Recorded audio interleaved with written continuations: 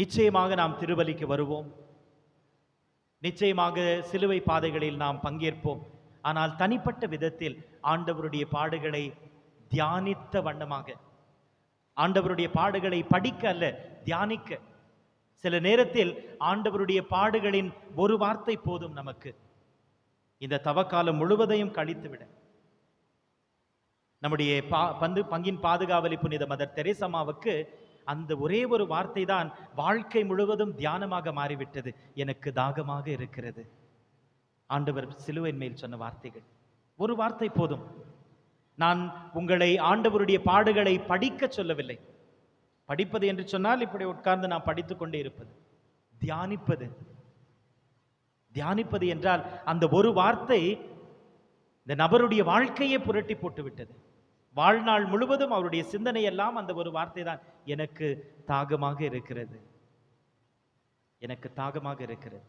அந்த சிலுவையின் முன் அமரும் பொழுது இந்த தவ காலத்தில் எந்த வார்த்தை என்னுடைய வாழ்க்கைக்கு ஊற்றாக, ஆறுதலாக, இந்த தவ காலத்தின் வழிகாட்டியாக இருக்கிறது? ஆண்டவருடைய பாடுகளில் அவர் சொன்ன ஒவ்வொரு வார்த்தைகளும் அது அவருடைய சிலுவை பாதையின் நேரத்தில் இருக்கலாம், அவர் சிலுவையின் துடித்த நேரத்தில் இருக்கலாம், கெத்செமனே தோப்பில் அவர் தந்தையோடு உரையாடியது இருக்கலாம். இந்த வார்த்தைகளில் எது என்னை தொட்டு என்னுடைய உள்ளத்தின் ஆழத்தில் சென்று என்னை மீண்டுமாக அவர் பால் ஈர்க்கிறது?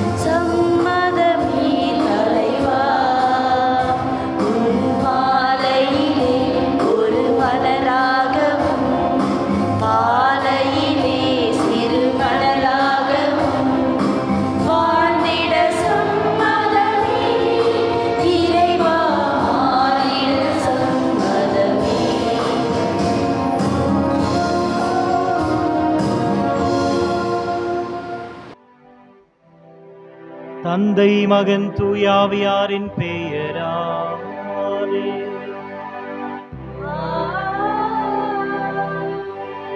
நம் ஆண்டவராகிய இயேசு கிறிஸ்துவின் அருளும் கடவுளின் அன்பும் தூயாவியானவருடைய நட்புறவும் உங்கள் அனைவரோடும் இருப்பதாக.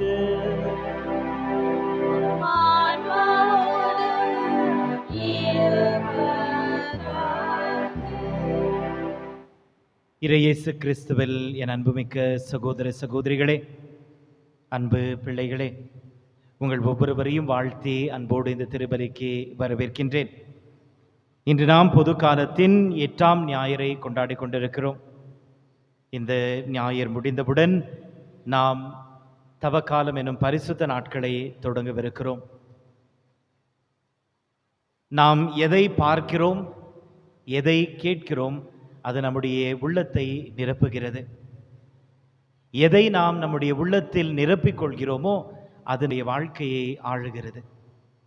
What we see and hear fills our heart, and what fills our heart rules our life. அதைதான் இன்றைய நற்செய்தியில் ஆண்டவர் மிகவும் தெளிவாக சொல்கிறார். உள்ளத்தின் நிறைவையே வாய் பேசும் என்று சொல்லி, நம்முடைய உள்ளம் நம்முடைய வார்த்தையில், நம்முடைய செயல்களில் வெளிப்படும். இந்த உள்ளத்தை இறைவனுக்கு ஒப்பு கொடுத்து இந்த தவ நாட்கள் நாம் நம்முடைய சிந்தனை, சொல், செயல்களை இறைவனுக்கு ஒப்பு கொடுக்கும் நாட்களாக இருக்கிறது. நம்முடைய இந்த சிந்தனை, சொல், செயலை இறைவன் பால் திருப்பும் நேரமாக இருக்கிறது. அவருடைய எண்ணங்களை, சிந்தனைகளை, ஆசீர்வாதங்களை நிரப்ப நிரப்ப நம்முடைய உள்ளம் அதில் நிரம்பும். அதன் வழியாக நம்முடைய சொற்களும் நம்முடைய செயலும் மாறும். இந்த திருப்பலியில் அதற்காக நாம் விசேஷமாக ஜெபிப்போம். அப்பா, நான் தவறு செய்தேன், உம் அன்பை உதறி சென்றேன், நான் கெட்டலைந்து ஓடி வந்தேன், என்னை கண் பாரும் உந்தன் பிள்ளை நான். அப்பா, நான் தவறு செய்தேன், உம் அன்பை உதறி சென்றேன், நான் கெட்டலைந்து ஓடி வந்தேன், என்னை கண் பாரும் உந்தன் பிள்ளை நான். பாடி வரும் பறவைகளும் காடுகளின் மிருகங்களும் உம் அன்பில் மகிழ்ந்திருக்க நான் உம்மை பிரிந்து வந்தேன். அப்பா, நான் தவறு செய்தேன், உம் அன்பை உதறி சென்றேன், நான் கெட்டலைந்து ஓடி வந்தேன், என்னை கண் பாரும் உந்தன் பிள்ளை நான். சுமைகளை சோர்ந்தோரே, என்னிடத்தில் வாரும் என்றீர், அந்த ஆறுதல் வார்த்தை என்னை உம்மிடத்தில் ஈர்த்ததையா. அப்பா, நான் தவறு செய்தேன், உம் அன்பை உதறி சென்றேன், நான் கெட்டலைந்து ஓடி வந்தேன், என்னை கண் பாரும் உந்தன் பிள்ளை நான், என்னை கண் பாரும் உந்தன் பிள்ளை நான். எல்லாம் வல்ல இறைவன் நம் மீது இரக்கம் வைத்து நம் பாவங்களை மன்னித்து நம்மை நிலை வாழ்வுக்கு அழைத்துச் செல்வாராக. சீராக்கின் ஞான நூலிலிருந்து வாசகம். சலிக்கின்ற போது சல்லடையில் பூமி தங்கிவிடுகின்றது. அவ்வாறே மனிதரின் பேச்சில் மாசி படிந்து விடுகின்றது. குயவரின் கலங்களை சூளை பரிசோதிக்கின்றது. மனிதர் உரையாடல் பரிசோதிக்கின்றது. கனி மரத்தின் கண்காணிப்பை காட்டுகின்றது. சொல் மனிதரின் உள்ள பண்பாட்டை காட்டுகின்றது. ஒருவர் பேசுவதற்கு முன்பே அவரை புகழாதே, பேச்சை கொண்டே அவரை அறிந்து கொள்ளலாம். இது ஆண்டவர் வழங்கும் அருள்வாக்கு. ஆண்டவருக்கு நன்றி உரைப்பது நன்று. ஆண்டவருக்கு நன்றி உரைப்பது நன்று. ஆண்டவருக்கு நன்றி உரைப்பது நன்று. உன்னதரே, உமது பெயரை புகழ்ந்து பாடுவது நன்று. காலையில் உமது பேரன்பையும் இரவில் உமது வாக்கு பிழறாமையும் எடுத்துரைப்பது நன்று. பல்லவி. ஆண்டவருக்கு நன்றி உரைப்பது நன்று. நேர்மையாளர் பேரிச்சை மரமென செழித்தோங்குவர். லெபோனின் கேதுரு மரமென தழைத்து வளர்வர். ஆண்டவரின் இல்லத்தில் நடப்பட்டோர் நம் கடவுளின் கோவில் முற்றங்களில் செழித்தோங்குவர். பல்லவி. ஆண்டவருக்கு நன்றி உரைப்பது நன்று. அவர்கள் முதிர் வயதிலும் கனி தருவர். என்றும் செழுமையும் பசுமையுமாயிருப்பர். ஆண்டவர் நேர்மையுள்ளவர். அவரே என் பாறை, அவரிடம் அநீதி ஏதுமில்லை என்று அறிவிப்பார். பல்லவி. ஆண்டவருக்கு நன்றி உரைப்பது நன்று. திருத்தூதர் பவுல் கொரிந்தியருக்கு எழுதிய முதல் திருமுகத்திலிருந்து வாசகம். சகோதர சகோதரிகளே, அழிவுக்குரியது அழியாமையையும் சாவுக்குரியது சாகாமையையும் அணிந்து கொள்ளும்போது மறைநூலில் எழுதியுள்ள வாக்கு நிறைவேறும். சாவு முற்றிலும் ஒழிந்து வெற்றி கிடைத்து, சாவே உன் வெற்றி எங்கே, சாவே உன் கொடுக்கு எங்கே, பாவமே சாவின் கொடுக்கு, பாவத்துக்கு வலிமை தருவது திருச்சட்டமே. ஆகவே நம் ஆண்டவர் இயேசு கிறிஸ்துவின் வழியாக நமக்கு இந்த வெற்றியை கொடுக்கும் கடவுளுக்கு நன்றி. எனவே என் அன்பார்ந்த சகோதர சகோதரிகளே, உறுதியோடு இருங்கள், நிலையாய் நில்லுங்கள். ஆண்டவருக்காக நீங்கள் உழைப்பது வீண் போகாது என்பது அறிந்து ஆண்டவரின் பணியை இன்னும் அதிகமாக எப்போதும் செய்யுங்கள். இது ஆண்டவர் வழங்கும் அருள்வாக்கு.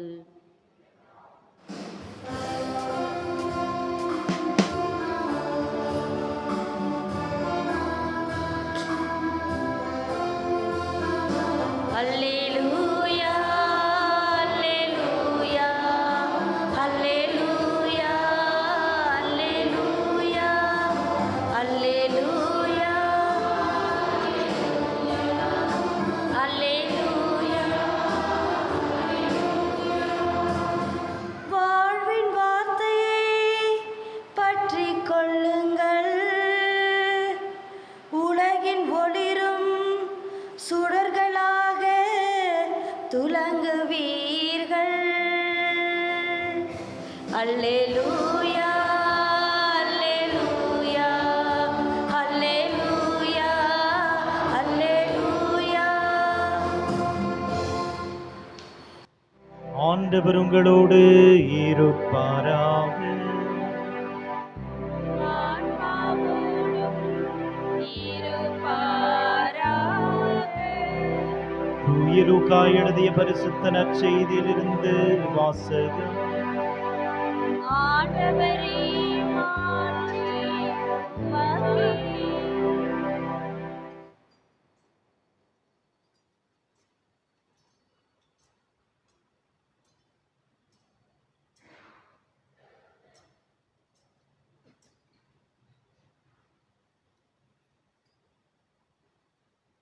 அக்காலத்தில் இயேசு தம் சீடருக்கு உவமையாக கூறியது: பார்வையற்ற ஒருவருக்கு வழிகாட்ட இயலுமா? இருவரும் குழியில் விழுந்து விடுவார் அல்லவா? சீடர் குருவை விட மேலானவர் அல்ல. ஆனால் தேர்ச்சி பெற்ற எவரும் தம் குருவை போல இருப்பர். நீங்கள் உங்கள் கண்ணில் இருக்கும் மரக்கட்டையை பார்க்காமல் உங்கள் சகோதரர் அல்லது சகோதரியின் கண்ணில் இருக்கும் துரும்பை கூர்ந்து கவனிப்பதேன்? உங்கள் கண்ணில் இருக்கும் மரக்கட்டையே நீங்கள் பார்க்காமல் இருந்து கொண்டு உங்கள் சகோதரர் அல்லது சகோதரியிடம் உம் கண்ணில் இருக்கும் துரும்பை எடுக்கட்டுமா என்று எப்படி கேட்க முடியும்? வெளிவேடக்காரரே, முதலில் உங்கள் கண்ணில் இருக்கும் மரக்கட்டையை எடுத்து எறியுங்கள். அதன் பின் உங்கள் சகோதரர் அல்லது சகோதரியின் கண்ணில் இருக்கும் துரும்பை எடுக்க உங்களுக்கு தெளிவாய் கண் தெரியும். கெட்ட கனி தரும் நல்ல மரமும் இல்லை, நல்ல கனி தரும் கெட்ட மரமும் இல்லை. ஒவ்வொரு மரமும் அதன் கனியிலே அறியப்படும். ஏனென்றால் முட்செடிகளில் அத்தி பழத்தை பறிப்பாரும் இல்லை, முட்புதர்களில் திராட்சையை அறுத்து சேர்ப்பாரும் இல்லை. நல்லவர் தம் உளமாகிய நல்ல கருவூலத்திலிருந்து நல்லவற்றை எடுத்து கொண்டு வருவர், தீயவரோ தீயவற்றை எடுத்து கொண்டு வருவர். உள்ளத்தின் நிறைவையே வாய் பேசும். இது கிறிஸ்துவின் நற்செய்தி. கிறிஸ்துவே உமக்கு புகழ். என் அன்புமிக்க சகோதர சகோதரிகளே, அன்பு பிள்ளைகளே, தவக்காலத்தை தொடங்கவிருக்கும் நமக்கு இந்த 3 வாசகங்களும் இந்த தவ நாட்களில் நாம் எப்படி இருக்க வேண்டும் என்பதை சுற்றி காட்டுகிறது. 2ஆம் வாசகத்தில் புனித சின்னப்பர் நம்மை அந்த வெற்றிக்கே அழைத்து சென்று விடுகிறார். சாவே, உன் வெற்றி எங்கே, உன் கொடுக்கு எங்கே என்று சொல்லி சாவை கூட கேலி செய்யும் ஆண்டவருடைய உயிர்ப்பை நம்முடைய கண்முன் தருகிறார். சாவையை வென்ற அந்த வெற்றியின் வீரரை தான் நாம் தவக்காலத்தின் இறுதியில் சந்திக்க வேண்டும். நம்முடைய தவ முயற்சிகள் எல்லாம் நம்மை அந்த வெற்றியின் வீரரை நாம் பார்க்க, அனுபவிக்க, கொண்டாட நம்மை அழைக்கிறது. முக்கியமாக இன்றைய 3 வாசகங்களையும் நாம் பார்க்கும் பொழுது நம்முடைய ஆன்மீக பயணத்திற்கு இந்த தவ நாட்களில் விசேஷமாக என்ன பாடம்? முதலாவதாக ஆண்டவர் இயேசு கிறிஸ்து என்று சொல்லும் ஒரு சிறிய உவமை, மிக சிறிய உவமை. குருடன் ஒருவன் இன்னொரு குருடனை வழி நடத்த முடியுமா? இருவரும் குழியில் விழுந்து விட மாட்டார்களா? இதுதான் உவமை. இந்த உவமையிலிருந்து இந்த தவ காலத்திற்கு நமக்கு தரும் பாடம் இறைவன். இது நம்முடைய இருளை நாம் பார்க்கும் நேரமாக இருக்கிறது. நம்முடைய குறைவுகளை நாம் பார்க்கும் நேரமாக இருக்கிறது. நம்முடைய பாவங்களை நாம் பார்க்கும் நேரமாக இருக்கிறது. பிறரை அல்ல, பிறருடைய கண்ணில் எது இருக்கிறது என்பது அல்ல. அதை தான் ஆண்டவர் சொல்கிறார். உன்னுடைய கண்ணில் மரக்கட்டை இருக்கும் பொழுது உன்னுடைய சகோதரன் அந்த சகோதரியுடைய கண்ணில் துரும்பை நீ ஏன் கவனிக்கிறாய்? இது நம்முடைய இருளை, நம்முடைய பாவங்களை, நம்முடைய தோல்விகளை, நாம் எங்கு வீழ்ந்திருக்கிறோம், இதை நாம் கவனிக்கும் நாட்களாக இருக்கிறது. A time to concentrate on our blindness. எந்த இடத்தில் நான் பார்வையற்றவனாக இருக்கிறேன்? என்னுடைய குடும்பத்திலா, என்னுடைய பங்கிலா, நான் வேலை செய்யும் இடத்திலா, அல்லது எந்த பொறுப்பை எனக்கு கொடுத்திருக்கிறார்களோ அங்கு நான் கண்ணிருந்தும் பார்க்க முடியாதவனாக இருந்து கொண்டிருக்கிறேனா? எந்த இடத்தில் நாம் பார்வையற்றவர்களாக வழி நடத்தி கொண்டிருக்கிறோம்? வீழ்ச்சி உறுதி. நாம் பார்வையற்றவர்களாக நம்முடைய குடும்பத்தை வழிநடத்தி கொண்டிருந்தால் வீழுவது உறுதி. பார்வையற்றவனாக நான் என்னுடைய குருத்துவத்தை வாழ்ந்து கொண்டிருந்தால் வீழ்வது உறுதி.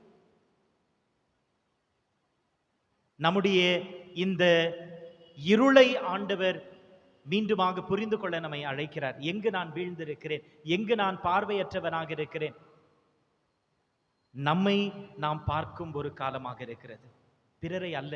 ஆகையால் இந்த தவக்காலத்தில் நாம் சிந்திக்க வேண்டியதெல்லாம் நம்மை பற்றி தான், பிறரை பற்றி அல்ல. ஆண்டவர் மிகவும் தெளிவாக சொல்கிறார். உன்னுடைய கண்ணில் மரக்கட்டை இருக்கும் பொழுது உன் சகோதரனோ அல்ல சகோதரியை பார்த்து நான் உன்னுடைய கண்ணில் இருக்கும் துரும்பை எடுத்து விடுமா என்று உன்னால் எப்படி கேட்க முடியும்? ஆண்டவர் நம்மை பார்த்து சொல்கிறார், உன்னுடைய கண்ணில் இருக்கும் மரக்கட்டையை எடுத்து எறிந்து விடு. இது எது என்னை பார்வையற்றவனாக மாற்றி இருக்குது என்பதை நாம் சிந்தித்து ஆழமாக தியானிக்கக்கூடிய காலம், நம்மையே நாம் பார்க்கக்கூடிய காலம். A time to retrospect. என்னுடைய வாழ்க்கை எப்படி இருக்கிறது என்று நாம் திரும்பி பார்க்கும் காலம். அநேக நேரத்தில் திரும்பி பார்க்காமலே வாழ்ந்து கொண்டிருக்கிறோம். இது நம்முடைய வாழ்க்கையை, நம்முடைய எண்ணங்களை, நம்முடைய சிந்தனைகளை, நம்முடைய சொற்களை நாம் திரும்பி பார்க்கும் காலமாக இருக்கிறது. எங்கு நான் பார்வையற்றவனாக இருக்கிறேன்?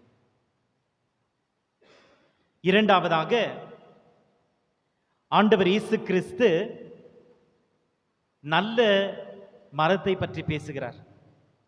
நல்ல மரம் நல்ல கனியை கொடுக்கும், கெட்ட மரம் கெட்ட கனியை கொடுக்கும். இதிலிருந்து ஆண்டவர் தரும் பாடம் என்ன? இந்த தவக்காலமானது நம்முடைய கெட்டதையெல்லாம் நாம் ஆண்டவரிடம் ஒப்பு கொடுத்து நாம் நல்லவற்றை நிரப்பிக் கொள்ளும் காலமாக இருக்கிறது. A time of self-emptying, a time of filling our hearts. இரண்டும்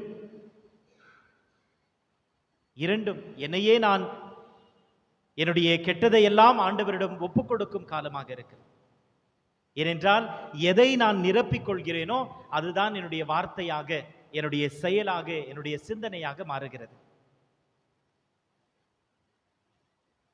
உள்ளத்தின் நிறைவையே வாய் பேசும். உள்ளத்தின் நிறைவையே நம்முடைய கைகளும் கால்களும் செய்யும். உள்ளத்தில் எது நிரம்பி இருக்கிறதோ அதுதான் நம்முடைய சிந்தனையாக இருக்கும். இந்த தவக்காலமானது நாம் தீயவற்றை விட்டு விட்டு நல்லவற்றை நிரப்பிக் கொள்ளும் காலமாக இருக்கிறது. நலன்களுக்கெல்லாம் ஊற்றாகிய இறைவா என்று நாம் அநேக நேரத்தில் ஜெபிப்போமாக சொல்லும் பொழுது ஆண்டவரை பார்த்து நாம் சொல்லும் வார்த்தைகள் இதுதான், நல்லவற்றுக்கெல்லாம் ஊற்றாகிய இறைவா. அப்படியானால் நல்லதை நான் நிரப்பிக் கொள்ள வேண்டும் என்றால் அந்த நல்லவற்றுக்கெல்லாம் ஊற்றாக இருக்கும் இறைவனை தேட வேண்டும். அங்குதான் நல்லது இருக்கிறது, நம்முடைய வாழ்க்கைக்கு தேவையானது இருக்கிறது. என்னோடு நீங்கள் இணைந்திருந்தால் நீங்கள் கனி தரும் மரமாக இருப்பீர்கள் என்று ஆண்டவர் சொல்கிறார். இது அந்த நல்லவற்றுக்கெல்லாம் ஊற்றாக இருக்கும் இறைவனை நாம் தேடும் காலமாக இருக்கிறது. நல்லவற்றை நிரப்ப வேண்டும் என்றால் தீயவற்றை நாம் விட்டுவிட வேண்டும். மூன்றாவதாக ஆண்டவர் இயேசு கிறிஸ்து தரும் பாடம் இன்றைய முதல் வாசகத்திலிருந்தும் இன்றைய நற்செய்தியிலிருந்தும். முதல் வாசகம் சொல்கிறது,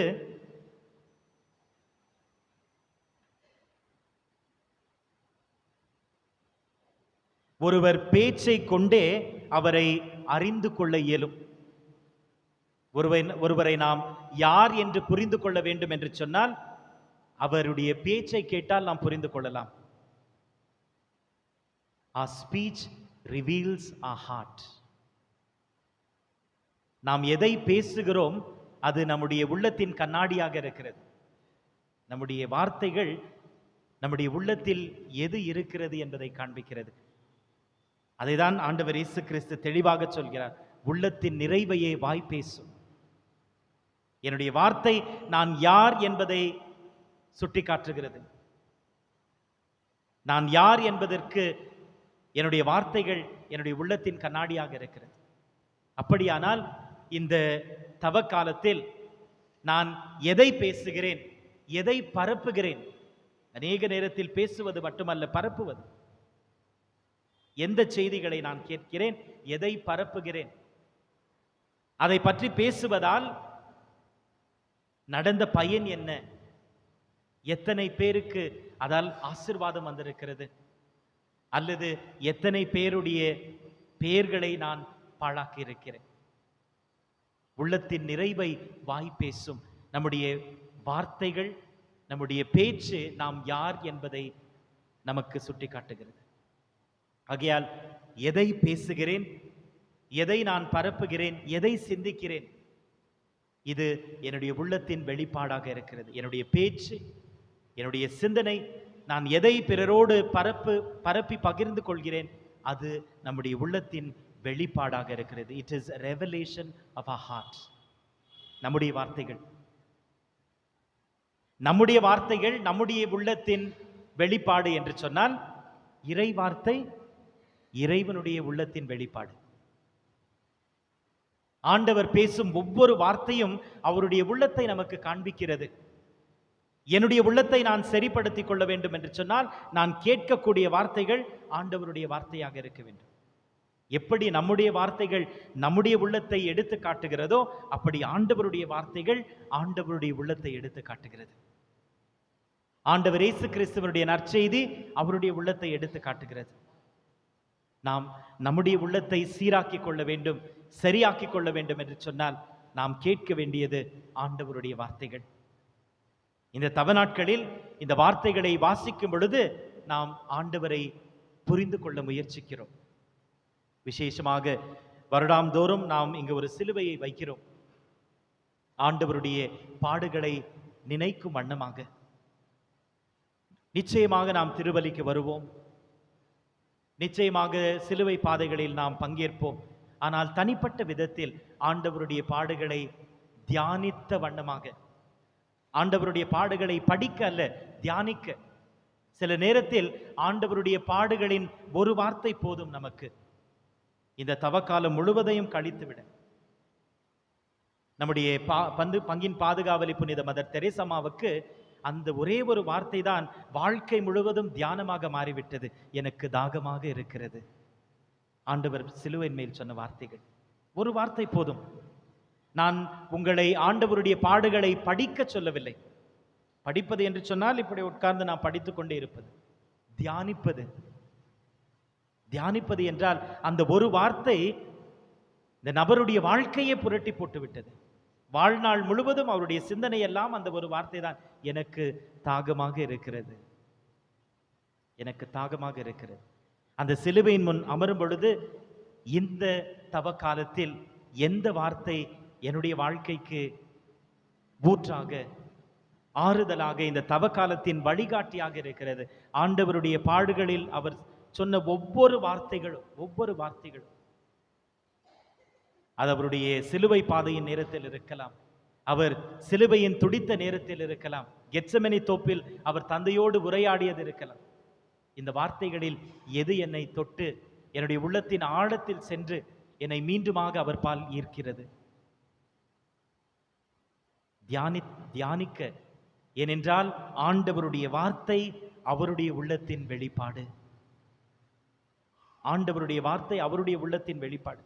எத்தனை ஆழமாக அந்த வார்த்தை ஆண்டவருடைய உள்ளத்தை வெளிப்படுத்தி இருந்தார், ஒருவருடைய வாழ்க்கையே முழுமையாக மாற்றி அமைத்திருக்கும். ஒருவருடைய கனவுகளை, ஒருவர் சென்று கொண்டிருந்த அந்த பாதையை அனைத்தையும் மாற்றிவிட்டது அந்த ஒரு வார்த்தை, எனக்கு தாகமாக இருக்கிறது. அனைத்தையும் மாற்றிவிட்டது. ஆங்கிலத்தில் யூட்டன் என்று சொல்வார்கள். ஒரு வார்த்தை. ஏனென்றால் நம்முடைய பங்கின் பாதுகாவலி அன்னை தெரேசாவுக்கு தெரியும், அந்த வார்த்தைகள் எனக்கு தாகமாக இருக்கிறது என்பது எப்படி ஆண்டவருடைய உள்ளத்தின் வெளிப்பாடாக இருந்தது, அந்த உள்ளத்தை அது எப்படி காண்பித்தது என்று. ஆகையால் தான் அந்த வாழ்க்கையை புரட்டி போட்டது. இந்த தவ நாட்களில் நாம் அவருடைய வார்த்தையை எடுத்து படிக்கும் பொழுது, தியானிக்கும் பொழுது, அது அவருடைய உள்ளத்தின் வெளிப்பாடாக இருக்கிறது. நம்முடைய உள்ளத்தின் வெளிப்பாடு என்னவென்று நாம் அறிந்து கொள்ள வேண்டும் என்றால், நம்மையே நாம் பார்த்து கேட்கலாம், இந்த நாள் முழுவதும் நான் எதை பேசினேன்? நம்முடைய செமினரிகளில், கான்வென்ட்களில் நாளின் இறுதியில் எக்ஸாமினேஷன் ஆஃப் கான்ஷியன்ஸ் என்று ஒன்று சொல்வார்கள். அந்த நாள் முழுவதும் நாம் எதை பேசினோம், எதை சிந்தித்தோம், எதை செய்தோம், ஒரு நிமிடம் நினைத்து பார்ப்பது. அப்படி நாம் நினைத்து பார்க்கும் பொழுது எதை பேசியிருக்கிறோம், யாரை பற்றி பேசியிருக்கிறோம், எப்படியாக பேசியிருக்கிறோம் என்பதை நாம் புரிந்து கொண்டால் நம்முடைய உள்ளத்தின் நிலைமை நமக்கே தெரிந்துவிடும். என்னுடைய உள்ளம் எப்படி இருக்கிறது என்பது நமக்கு தெரியும். நம்முடைய சிந்தனைகள், நம்முடைய வார்த்தைகள் நம்முடைய உள்ளத்தின் வெளிப்பாடாக இருக்கிறது. இந்த தவ நாட்களில் ஆண்டவர் நம் ஒவ்வொருவரையும் ஆசீர்வதிக்க, நம்முடைய இருளுக்கு அவர்தான் வெளிச்சம், அவரில் மட்டும்தான் வெளிச்சம் இருக்கிறது. ஆகையால் தான் அவர் சொல்கிறார், நானே உலகின் ஒளி. அந்த ஒளியை இந்த தவ நாட்களில் தேடுவோம். விசேஷமாக இந்த தவ நாட்களில் அவருடைய வார்த்தைகளால், அவருடைய திருவருட் சாதனங்களால் நம்முடைய உள்ளங்களை நிரப்பிக் கொள்வோம். எதை நாம் உள்ளத்தில் நிரப்பிக் கொள்கிறோமோ அதே நம்முடைய செயலிலும் சிந்தனையிலும் வரும், நம்முடைய சொற்களிலும் வரும். ஆண்டவருடைய வார்த்தை நமக்கு வழிகாட்டியாக இருக்கட்டும், அவருடைய உள்ளத்தின் வெளிப்பாடாக இருக்கட்டும். இந்த தவ நாட்கள் நமக்கு ஆசீர்வாதத்தின் நாட்களாக இன்னொரு வாய்ப்பு, நம்முடைய வாழ்க்கையில் இன்னொரு வாய்ப்பு. அநேகருக்கு இந்த வருடம் இந்த தவ நாட்களின் வாய்ப்பு இல்லை, இந்த தவ நாட்களின் வாய்ப்பு இல்லை. நம்முடைய பங்கில் அநேகர் 3-4 பேர் இறந்து விட்டார்கள். ஆனால் இறைவன் நமக்கு இந்த வருடமும் இந்த வாய்ப்பை கொடுத்திருக்கிறார், மீண்டுமாக அவருடைய வழியில் செல்ல, அவருடைய வழியில் செல்ல. ஆகையால் நாம் அன்னையினுடைய கரங்களை பற்றி கொண்டு இந்த தவ நாட்களில் ஆண்டவரோடு பயணிப்போம். அவருடைய சிலுவை நமக்கு வழிகாட்டட்டும். அவருடைய சிலுவை, நம்முடைய சிலுவைகளை நாம் சுமந்து கொள்ள நமக்கு சக்தியாக, பலனாக மாறட்டும்.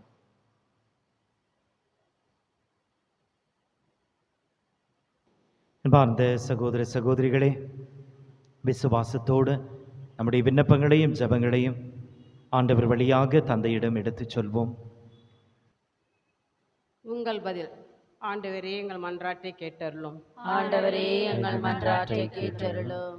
அன்பு தந்தையே இறைவா, எமது திருத்தந்தை பிரான்சிஸ், எமது பேராயர், ஏனைய ஆயர்கள், குருக்கள், துறவரத்தார் அனைவருக்காகவும் வேண்டுகிறோம். கிறிஸ்து மதிப்பீடுகளுக்கு எதிராக பல்வேறு சவால்களை எதிர்கொள்ளும் இந்நாட்களில் இறைமக்களை செம்மையான பாதையில் நடத்திட தேவையான அருளாற்றை தந்திட வேண்டுமென்று இறைவா உம்மை மன்றாடுகின்றோம். ஆண்டவரே எங்கள் மன்றாட்டை கேட்டருளும். ஞானத்தின் இருப்பிடமான இறைவா, எங்கள் நாட்டு தலைவருக்காக ஜெபிக்கின்றோம்.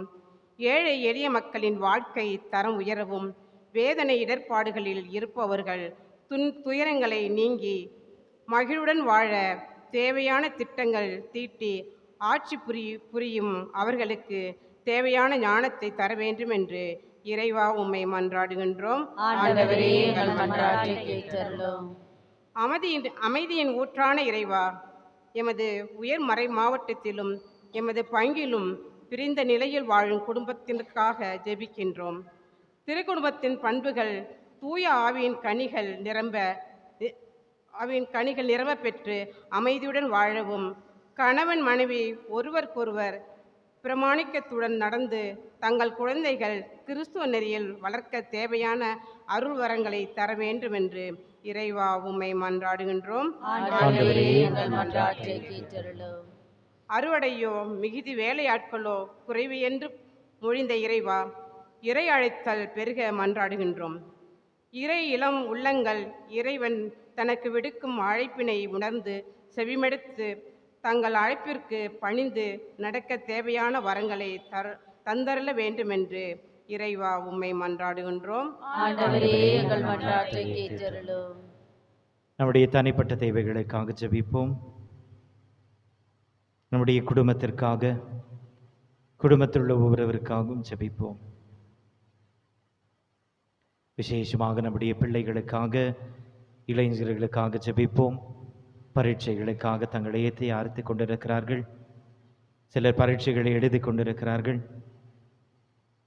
நம்முடைய பிள்ளைகளுடைய இந்த முயற்சியை ஆண்டவர் நிறைவாக ஆசிர்வதிக்கும்படியாக நம்முடைய பிள்ளைகளை அவருக்கு ஒப்புக் கொடுப்போம்.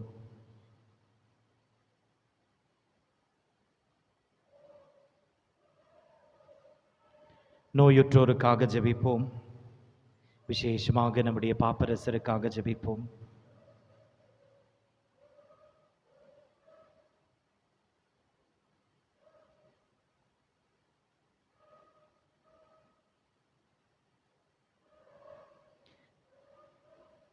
எனக்காக ஜெபியுங்கள் என்று அநேகர் நம்மில் கேட்டுக்கொண்டிருக்கிறார்கள். நம்முடைய ஜெபங்களுக்காக கேட்டுக்கொண்டிருப்போருக்காக ஜெபிப்போம்.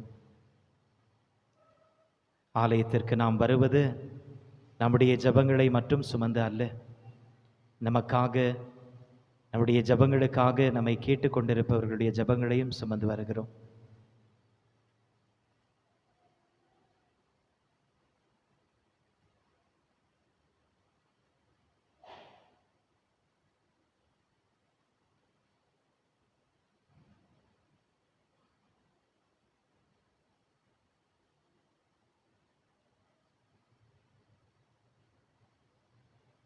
அன்பை உருவான இறைவா, நாங்கள் வாழ்வு பெற நீருமுடைய ஒரே திருமகனை எங்களுக்காக அனுப்பினீர். இந்த தவ நாட்களில் எங்களுடைய இருளில் நாங்கள் அவருடைய வெளிச்சத்தை பார்க்க, அவருடைய அருள் ஒளியில் எங்களுடைய குறைகளை நாங்கள் கழுவிட எங்களுக்கு அருள் தாரும். எங்கள் ஆண்டவராகிய கிறிஸ்து வழியாக உம்மை மன்றாடுகின்றோம்.